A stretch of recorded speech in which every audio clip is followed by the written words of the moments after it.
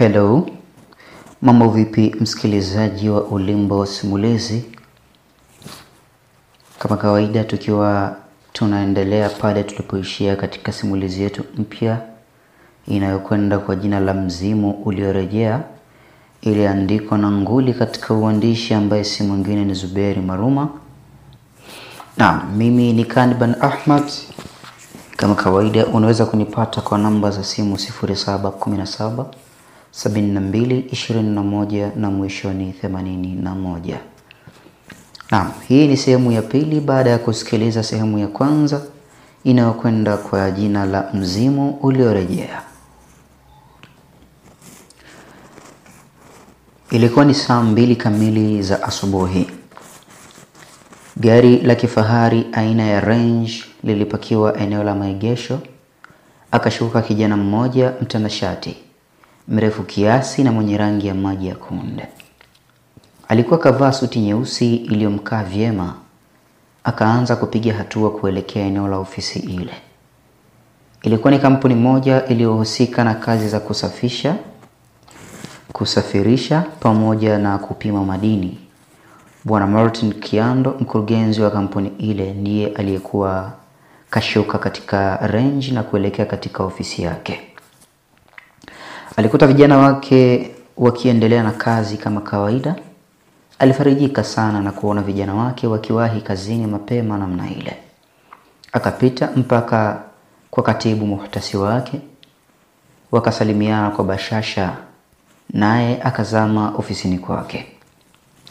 Akakaa katika kiti na kuanza kusoma magazeti ya siku hiyo ambayo tayari yalishawekwa juu ya meza yake. Muungurumo wa simu yake ukamshtua na kuichukua, akaipachika sikioni. Akashtuka kwa habari aliyopokea toka upande wa pili. Macho yakamtoka pima kwa mshangao. Ni juu ya vifo vile vilivyotokea usiku wa siku hiyo. Mauaji ya kikatili kwa watu aliowafahamu fika. Hakika ilikuwa ni zaidi ya taharuki. Haraka akajinyanyua na kutoka pasina kuelewa anaelekea wapi.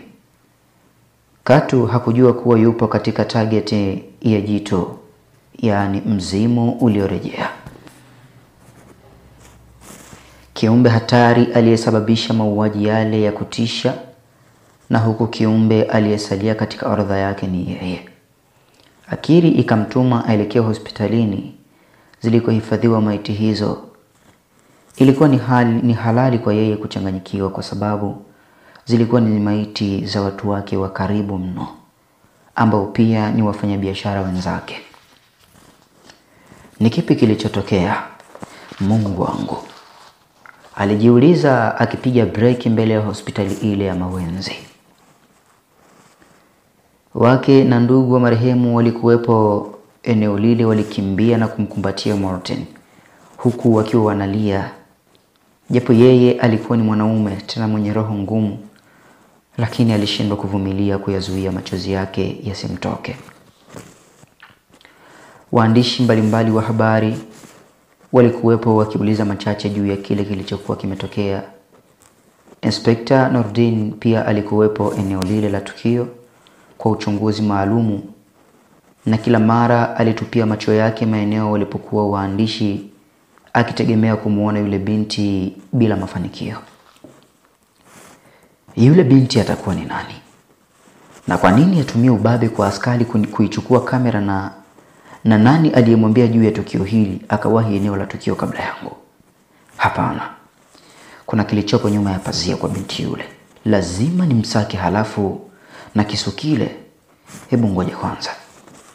Inspector Nurdin aliwaza na kuchepuka kumsogelea Jacob aliyekuwa bado akiwafariji wafiwa. Sorry, tunaweza tukazungumza? Alitamka Nurdin kupelekea kijana yule amwangalie inspector kwa mshangao. Inspector akamtolea tabasamu kumuondoa wasiwasi.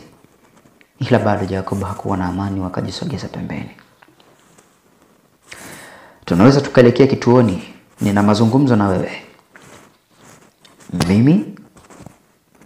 Ya, wala hata usijali, ni mazungumzo ya kawaida tu. Kijana yule pasina shaka akakubali. Wakaingia ndani ya gari na kuelekea kituoni kwa mahojiano. Ilikuwa tayari imetimu saa 4 na dakika zake za asubuhi. Shafia Zuberi, mwandishi wa kujitegemea, aliingia ofisini na kwenda moja kwa moja mpaka kwa bosi wake. Hii habari ya leo sijui mtanilipa shilingi ngapi, kwa maana nimempiga askari kwa unyeti wake, ni lazima ichapishwe leo. Aliongea yule binti huku akitabasamu. Mhariri mkuu wa gazeti lile akaipokea kamera ile na kuanza kuzikagua picha zile. Macho yakamtoka asiamini akionacho. Ni saa 1 sasa hivi. Nahitaji kwenda hospitali ilipohifadhiwa miili kama vipi, nipe changu nisepe kabisa. Hapana. Sharfia, ni hatari wewe kwenda kule. Tutamtuma mtu hospitalini, kumbuka wewe sasa unasakwa. Oh, nilisahau, ila poa babake. Peleka katika mashine hizo picha, nikalale sasa hivi mimi. Mhariri yule mkuu hakujibu kitu, akafungua kabati na kutoa burungutu, kisha akamkabidhi. Dada yule akazihesabu, akatabasamu na kuondoka eneo lile. Masaa 4 baadaye habari ile ilikuwa katika gazeti la Adhuhuri litokalo siku hiyo. Ikawa taharuki katika taifa hili dogo. Taifa likazizima kwa habari ile. Mkuu wa kituo kikuu cha majengo akashika simu yake na kumpigia Nurdin, huku akiwa na hasira kwa kuvuja kwa habari ile. Moja kwa moja tunapelekwa kituoni. Inspekta Nurdin aliketi kwenye kiti chake, mkono wake ukiwa busy kuandika baadhi ya vitu alivyogundua katika faili lake. Faili alilokabidhiwa na mkuu wake wa kituo. Macho yake yakatua kwa kijana aliyekaa katika kiti cha wageni ofisini kwake. Akaufungua mdomo wake uliotoa sauti yake ndogo ya upole iliyobeba maswali ya mtego kwa aulizwaye. Pole sana Bwana Martin kwa kuwapoteza rafiki zako wa karibu. Ila je, unaweza ukajua au hata kuhisi tu sababu au mhusika wa vifo vyao? Martin akatengesha kichwa kukataa kujua sababu. Ni kweli hakuitambua sababu hiyo. Bado alikuwa katika fumbo ambalo kwake ilikuwa ni vigumu kufumbuka. Nurdin akafungua drawer na kutoka na kisu. Ilikuwa ni sample, na vile visu vilivyokutwa katika shingo za wale maiti. Akamkabidhi kijana yule Martin, akakipokea na kukitazama. Martin, nataka uniambie ukweli. Kila ukionapo hicho kisu, huwa unakumbuka wapi? Martin akakipokea kile kisu na kukitazama kwa makini, huku macho ya inspekta wa jeshi la polisi yakimwangalia kwa ukali na kwa udadisi wa hali ya juu. Ghafla simu ya Nurdin ikaita. Kwa mlio aliositi wa mkuu wake akapokea. Umefanya nini Nurdin? Nilikwambia nini lakini? Kwa nini mkuu? Hakuna cha nini, na kuhitaji ofisini haraka na gazeti la Adhuhuri. Over. Simu ikakatwa. Kukatwa kwa simu ile na kutajiwa gazeti la Adhuhuri kukamkumbusha juu ya binti yule. Binti mwandishi aliyemponyoka katika mazingira ya kutatanisha. Macho yake yakatua kwa Martin aliyekuwa kakishikilia kile kisu, huku akiwa mbali sana kimawazo. Basi katika mawazo ya Martin anaturudisha miaka 5 nyuma, ni katika migodi ya machimbo mkoani Arusha. Mama Krale, naomba ugali mkubwa nikapige kazi. Aliongea kijana mmoja mrefu mwenye mwili uliojengeka kimazoezi baada ya kuingia katika kibanda kile cha mama ntilie kilichopo eneo lile la machimbo. Bora hata umekuja baba. Ni kukabidhi huyu kijana mwenzako aliyekuja kutafuta maisha huku Mererani. Aliongea mama ntilie yule, macho yake yakiwa kwa kijana mmoja aliyekaa pembeni yake, alikuwa ni kijana mtanashati mno ambaye kileoleo huitwa Sharobaro. Kijana yule aliyeingia akamkazia jicho kijana yule aliyemkuta, akamzawadia tabasamu, na kijana yule wakuja akalijibu. Kwa jina naitwa Jacob au JB. Kwa kisasa zaidi sijui wewe mlugaluga unaitwa nani? Kijana yule aliyekuja kuagiza chakula akajitambulisha. Okay brother. Naitwa Martin, natokea Dar. Nimekuja huku Moshi kutafuta maisha. Wote waliokuwa wanakula wakaangua vicheko. Martin akaangalia chini kwa aibu. Huku si Moshi, huku ni Chuga chali yangu.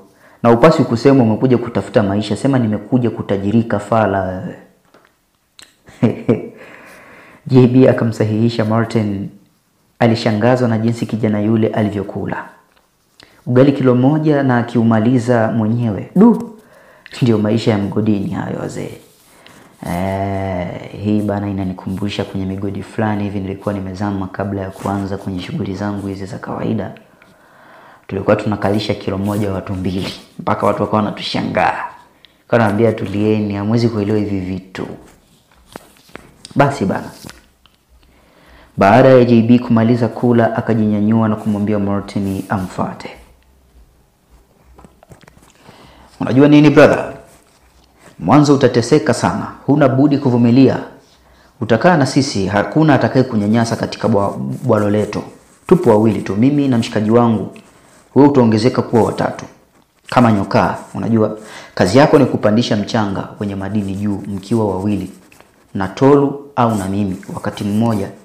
Kati yangu mimi na Tolu akiendelea kupasua miamba. Utazoea tu dogo, sawa, usijali. JB alitoa maelezo mafupi na marefu ambayo Martin aliyaelewa. Walipofika kazini, Martin akavalishwa tochi kichwani, akavalishwa na kifaa cha kusaidia kupata hewa safi na kufungwa kamba. JB naye akavaa hivyo hivyo na wakaanza kushuka kuelekea chini.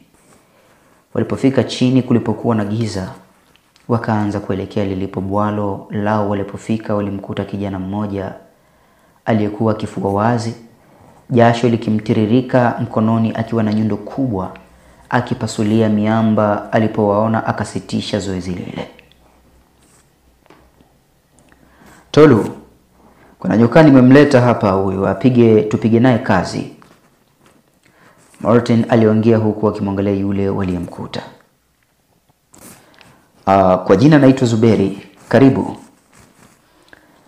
Kijana yule akajitambulisha. Muda ule ule bila kuchelewa akashika nyundo yake na kuendelea na kazi. Kusanya huu udongo wote pamoja. Sawa kaka. Kabla hajamaliza kauli yake, kwa ghafla Zuberi alimgeukia na kumtandika teke la mbavu. Martin akapepesuka na kudondokea mwamba uliochongoka na kutengeneza ncha kali. Damu zikaanza kumtoka. Akatulia tuli bila kujitengesha, huku damu ikizidi kutiririka. Zuberi, umeua. JB akaongea kwa kububwaja, macho yakayatoa pima kabisa. Utata. JB huku akiwa na wasiwasi aliongea huku macho akiwa kayatoa, akiuangalia ule mwili pale chini kwa woga. Wakati wote JB alikuwa akitetemeka. Uso wa Zuberi ulikuwa wa kawaida kabisa, yani kama vile hamna kilichotokea. Jacob alimfuata Martin pale chini na kumuinamia. Alimsikiliza, mapigo yake ya moyo yalikuwa yakidunda kwa mbali sana. Sasa Zuberi, ndo umefanya nini sasa? JB alimuuliza Zuberi kwa ukali huku akiwa kamtolea macho ya hasira.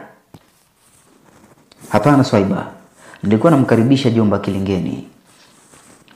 Zuberi hakuweza kumalizia kauli yake.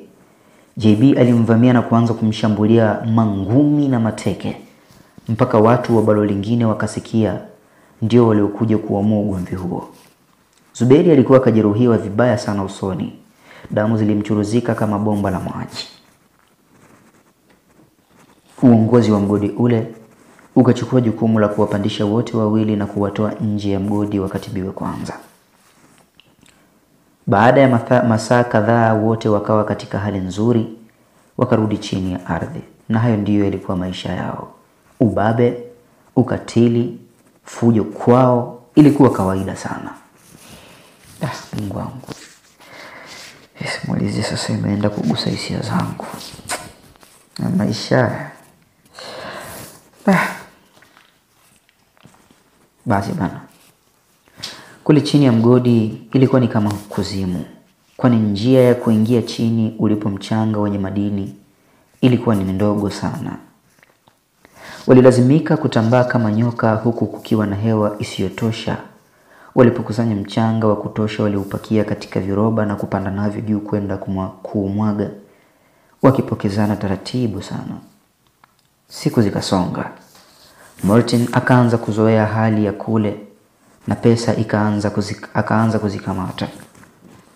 Walikuwa ni vijana watatu waliopendana sana, na kila ilipofika jioni walikwenda klabu. Wote walitokea kuwa marafiki wakubwa sana. Kila alipoonekana Martin alionekana JB, na kila alipoonekana JB alionekana Zuberi. Siku moja wakiwa baa jioni baada ya kutoka machimboni, Zuberi akatoa wazo lake. Brothers, muda wa kuwa matajiri milionia sasa umewadia. Aliongea Zuberi huku akinyanyua glasi yake ya bia na kupiga funda moja akaiweka chini. Kivipi brother Zuberi? Martin kwa shauku alihoji. Mimi nipo muda mrefu sana hapa mgodini. Nimekuja huku kabla yako wewe JB, na pia nimekuja kabla yako wewe Martin. Kisha akanyanyua chupa yake na kumiminia bia katika glasi yake, kisha akaendelea kusema. Siri nyingi sana za huku nazijua, ila kama tunataka tutajirike, bwalo liteme, hatuna budi kumwaga damu ya mtu, aliongea Zuberi kwa kujiamini. Tofauti na mategemeo yake, JB akakunja sura. Alafu we boya, ndio mawazo yako hayo kuua? Ndio maana ile siku nia yako ilikuwa ni kumuua Martin? Boya wewe, nyie ndio mnaua hata maalbino. Sijui una roho gani wewe kaka. Sio hivyo mister. Yale yalishaishaga, mbona tutabaki kuwa wachimbaji? Siku zinaenda kaka. Siku zinaenda, siku zinarudi. Mwisho tutakufa na vifua vikuu bila kupata mizigo ya maana. Si vibaya kutoa nafsi moja zifaidike nafsi tatu. Ishia hapo hapo Zube, kama hauna cha kuongea. Lakini kaka JB, kwa nini tusijaribu tu kufanya hivyo? Martin alichangia. Katu siwezi kushiriki dhambi ya kuua. Na kama mna nia hiyo, mimi sipo nanyi. Bora nijitenge nifungue bwalo langu. Bro, sio hivyo mister, ni kuelewana tu. Hapana, kuelewana katika kuua? Hapana, siwezi mimi. Alimaliza JB na kujinyanyua, akatoka eneo hilo. Alishavurugwa na kuchukia tena vibaya mno. Mara zote wahenga walisema hasira hasara. Usemi huu pia una maana yake. Baada ya JB kuondoka na kuacha vijana wale wawili wakaendelea na kikao chao. Sikia nikwambie mister, wewe umekuja peke yako, mimi nimekuja peke yangu, na yule fala kaja peke yake. Exactly. Tumejuana humu. Hivyo kama umeamua kututosa, tumtose. Asiyependa maendeleo, huyo ni adui. Tumtoe kafara fala yule kabisa. Aliongea Zuberi kwa kujiamini. Alitegemea Martin angeshangaa. Tofauti na mategemeo yake, kijana yule hakushangaa, bali aliacha tabasamu hafifu kabisa. Sasa tutamwangamizaje? Kwa sauti ya upole Martin akahoji. Bro, ni rahisi tu mbona. Tukiwa bwaloni wakati nyie mwapandisha mchanga, mkipandisha safari 2, safari ya 3 mimi nitamtwanga nyundo ya kichwa. Nyundo moja hatunaye tena, so unajua? Halafu dakta, damu itakayomwagika ndio utajiri wetu. Kuna mahali tutapaka tunuize, halafu huo mwili nitakuonyesha njia za panya za kupita kwenda kuutupa. Kikulacho kingoni mwako na wale wa kuumizao ni watu wa karibu yako. Ndio hii. Basi baada ya mazungumzo hayo wakagongeshiana mikono kukubaliana kwa jambo hilo. Martini aliutamani sana utajiri na aliazimia siku akirudi kwao arudi na gari la kifahari. Akanunua majumba ya kifahari. Aliona malengo yake sasa yakianza kutimia taratibu. Baada ya kumaliza vinywaji wakajinyanyua wakiwa wamelewa na kuelekea gitoni. Huko walimkuta JB tayari kashalala. Wakamwangalia kwa macho ya dharau na kujipandisha kitandani, tayari kwa kuipitisha siku hiyo na kuikaribisha siku mpya, siku ambayo kwao waliiona ni nzuri kwa kutekeleza matakwa ya mioyo yao. Hata usingizi ulipowabeba, ndoto walizoota ni za ukwasi, wakiwa wameuaga umaskini. Usilolijua ni sawa na usiku wa giza. Asubuhi waliamka wote wakiwa ni wenye furaha. Hawakuwa na kawaida ya kupika, hivyo walikula mgahawani. Siku hiyo mpya ilikuwa ni siku ya majonzi kwa JB. Toka yeye alipoamka moyo ulikuwa ukimuuma pasina sababu. Ilikuwa ni dalili mbaya kwake na alilitambua hilo. Baada ya kumaliza kunywa chai wakashuka mgodini na kuanza kazi. Safari ya kwanza wakapandisha udongo juu na kumwacha Zuberi chini akiwa anapasua miamba. Lengo lake safari yake ya 3 ndiyo safari ambayo ingekuwa ya mwisho kwa kijana yule. Nafsi zao zilibadilika na kutengeneza utando wa ukatili katika mioyo yao. Safari ya pili nayo ikawadia, wakawa sasa wanamhesabia dakika. Moyo wake ulizidi kumwenda mbio na kumnyima raha. Safari hiyo walikuwa wakishuka chini, ndio Zuberi angekamilisha lengo lake, lakini haikuwa hivyo. Wakati wakimwaga ule mchanga, ghafla wakasikia tetemeko la ardhi katika eneo lile. Watu wakaanza kukimbia huku na kule kwa waliokuwa nje, kila mtu akitaka kunusuru roho yake. Kwa waliokuwepo ndani ya mgodi, tetemeko lile likaanza kuporomosha mapande ya udongo na miamba na kuwafunika. Hakukuwa na uwezekano wa kuokoka katika kisanga kile. Lilikuwa ni tendo la dakika 10 lililopoteza mamia ya watu, Zuberi akiwa mmoja wapo. Ilibidi serikali wazuie wachimbaji kuendelea kuchimba eneo lile kupisha kufukuliwa kwa maiti zile. Kwa upande wa Martin na JB walijawa na simanzi iliyojenga makovu ya kudumu mioyoni mwao. Huku siri ya Martin na Zuberi juu ya kumtoa JB kafara ikibaki katika moyo wa Martini, akijihisi na mkosi na ni kitu kilichomuumiza zaidi. Ndugu yangu, tukiruhusiwa kurudi mgodini, mgodi utatema balaa. Umaskini bye bye. Aliongea JB akiwa na tabasamu hafifu katika uso wake.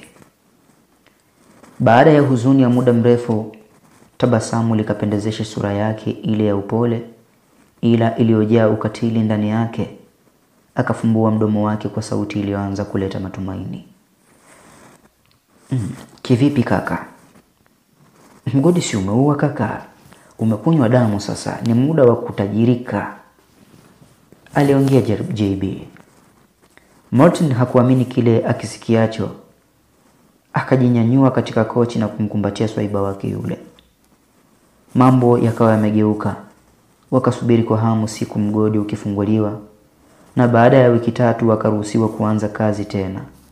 Baada ya serikali kuridhika na hali ya hewa kwa wakati ule, wakarudi katika bwalo lao. Eneo alilofia Zuberi, kama JB alivyosema, lilikuwa ni eneo lenye neema sana. Lilikuwa na madini ya kumwaga. Kwa ushirikiano wakafanikiwa kununua mgodi ule ukawa chini yao. Martin hakuwa yule wa miezi michache nyuma. JB hakuwa kijana yule wa machimboni. Wote waliota vitambi. Wakanunua majumba ya kifahari jijini Arusha na magari ya kutembelea. JB hakuacha kumkumbuka rafiki yake Zuberi.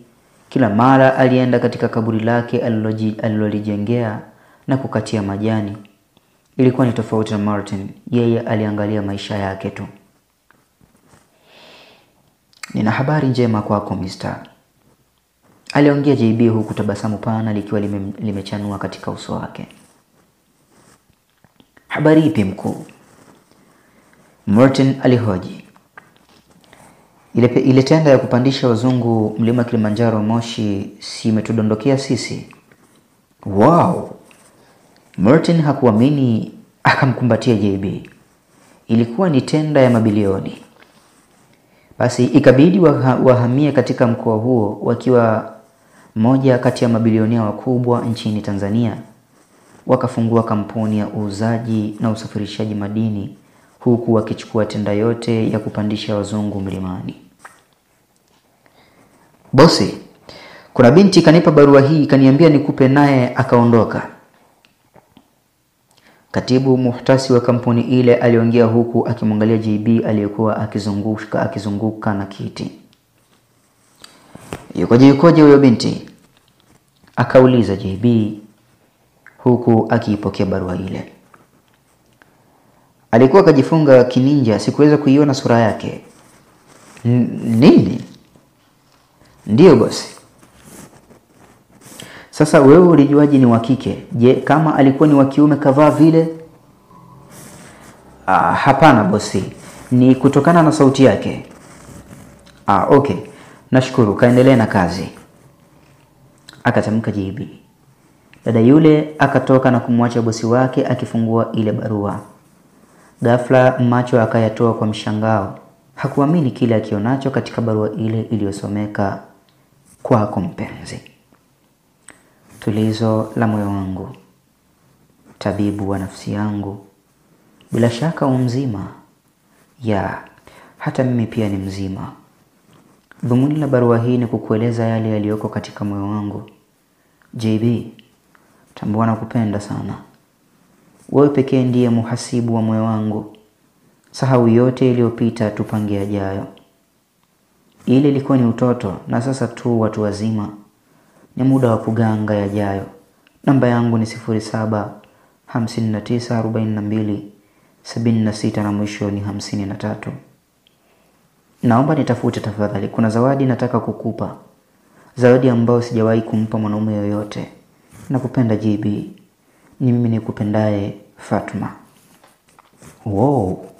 Sasa hapa naanza kupata picha kwamba huyu Fatma ameuawa kule kabla ya historia ambayo tunapewa na Martin katika kumbukumbu zake. Na hii inamaanisha yule Fatma aliyeuawa na alikuwa pembeni ya mume wake. Ina maana huyu Fatma alikuwa ni mpenzi wa nani? Wa bwana JB. Hapa inachanganya kidogo. By the way, mimi hapa nataka niishie sehemu ya pili hapo. Na kitu pekee ambacho nitakihitaji kutoka kwako wewe msikilizaji wa Ulimbo wa Simulizi, yule ambaye ni mpenzi wa Sauti ya Mamlaka, kama kweli wewe ni mpenzi wa Sauti ya Mamlaka, basi naomba komenti yako hapo chini. Halafu niambie katika hiyo komenti yako wewe unahisi, yani umegundua nini mpaka hapa, kwamba hii story ya Martin ambayo anatupa ya miaka kadhaa nyuma imekaaje yani wewe umegundua nini, yani umeelewa nini? Ndio kitu ambacho nataka wewe unijibu. Na nisikuchoshe sana niishie hapo, lakini nikujuze kabla ya kufikia katika nukta kuu kwamba mwandishi nguli katika uandishi ambaye ndio amekuletea Mzimu Uliorejea si mwingine ni Zuberi Musa Maruma, ambaye kama kawaida ili kumpata unahitaji kumpata kwa namba za simu 07594276 na mwisho ni 53. Na mimi nikiwa ni Kaniban Ahmad ambaye nakuingizia voko na Sauti ya Mamlaka niliyojaliwa na Mwenyezi Mungu, ambaye unaweza kunipata kwa namba za simu 07177221 na mwisho ni 81. Tafadhali kama haujabonyeza alama ya kengele, alama ya kusubscribe, basi bonyeza alama ya subscribe, kisha bonyeza alama ya kengele ili kuwa mtu wa kwanza kabisa kupata notification pindi tunapoweka video zetu na simulizi zetu kwa mara ya kwanza kabisa. Lakini pia usiwe mchoyo wa kushare, tuma kwa wengine pia waweze kuiona. Kama utatupenda zaidi au kama unafurahishwa na sisi, basi waambie nao pia wasubscribe katika chaneli ya Ulimbo wa Simulizi, na kwa kufanya hivyo utakuwa umetuchangia na kutupa nguvu sisi ambao tunafanya wewe uendelee kutaradadi katika ulimbo wa simulizi. Naam, asante na chao.